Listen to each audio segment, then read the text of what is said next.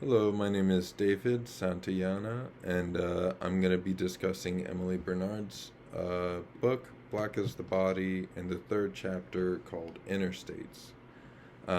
This is kind of Emily's experience with um, traveling, to put it very succinctly. Um, the chapter is called Interstates, as a lot of the stories kind of wind up with her being on the road and traveling and kind of the growth that she has experienced throughout her life. So it starts off with her recounting her taking her husband to a family reunion in Mississippi. She talks about how on this road trip he is kind of being introduced to the family for the first time, and all of the different aspects that she notices are different, or things that she notices are the same about John and the rest of her family, and kind of addresses how this is something that everybody has a lot of curiosity about. But when she looks deeper into the stories, it seems like race really is not all that important about essentially the human experience. So in the story, she she says that John is driving her and her parents to Mississippi, and how he's kind of taking on the responsibility of being the man in Emily's life instead of her father. She then says that when they experience a flat tire, the way that John deals with the flat tire is very different from the way that her father would have to have dealt with the flat tire. She talks about how um, her father has this experience of having to live his life on the highway, similarly to how people, black Americans, have had to live their life on the highway for a long time, which is essentially being extremely cautious. This has, she relates to the story of the Green Book, in which black Americans had to have preset courses for their trips, in which they had safe spots to stop and kind of recollect themselves, because not everywhere was safe. And then she compares this to how John approaches a road trip, in which when he gets a flat tire, he just pulls over to the side of the road and fixes the flat tire without having to think about where is a safe and reputable place to go in which they won't be harassed.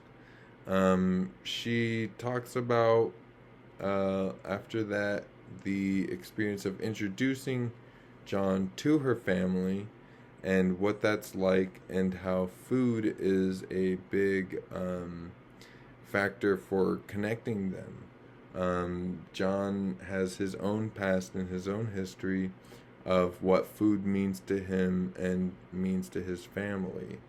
In the book, a lot of members of Emily's family connect with John over a love and passion for good food, and how they both have all of these collective memories and stories that define their relationship with food. And when they meet to eat with each other, they find that those stories are very similar, and it creates similar passions and love for the same thing.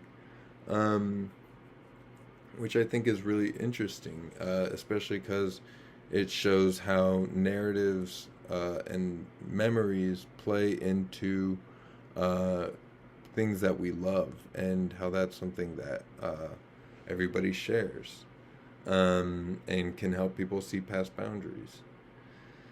So, Emily then goes on to discuss how she kind of envisioned her future husband would be someone intellectual and someone different from her father. This kind of plays into her experience as being a feminist. Her father seems to be a very traditional type of man who tries to warn her about being not intimidating to men, and how she resents that, and how she thinks that there must be something different out there, and there must be someone better out there who is not intimidated by smart people who happen to be women.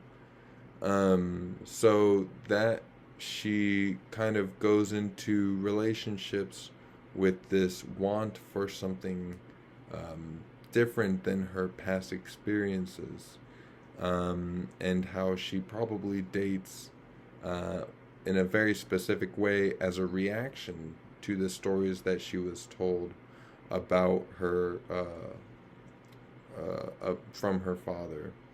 Another important story that she talks about was how her grandmother had to flee white men on the highways, and how what I think is interesting about that is that I'm sure her father would not disregard his grandmother's bravery and wit in that situation, because he has connections to his grandmother. She he knows that that Emily's grandmother is smart, and he knows that she is very strong and brave. So there's this kind of dual thought where, well, my mother or your grandmother was a very smart and brave person, but it is generally intimidating for a woman to be smart and brave, I guess.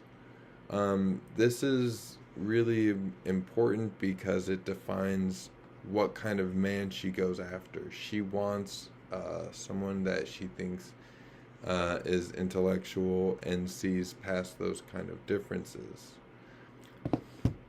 Emily then goes on to talk about her experience being married to John, and how their stories kind of define their marriage, and also defines the way that people view their marriage. So Emily discusses how it all wraps up with her and John driving down the highway to go and deal with the passing of her mother, and how this time she's driving down the highway with somebody that she loves, and somebody that she cares for, and how that makes a world of difference, I imagine. So she also says that the experience of dating John and introducing John to others is definitely defined by race, and how people view it. So there's a lot of really interesting points there.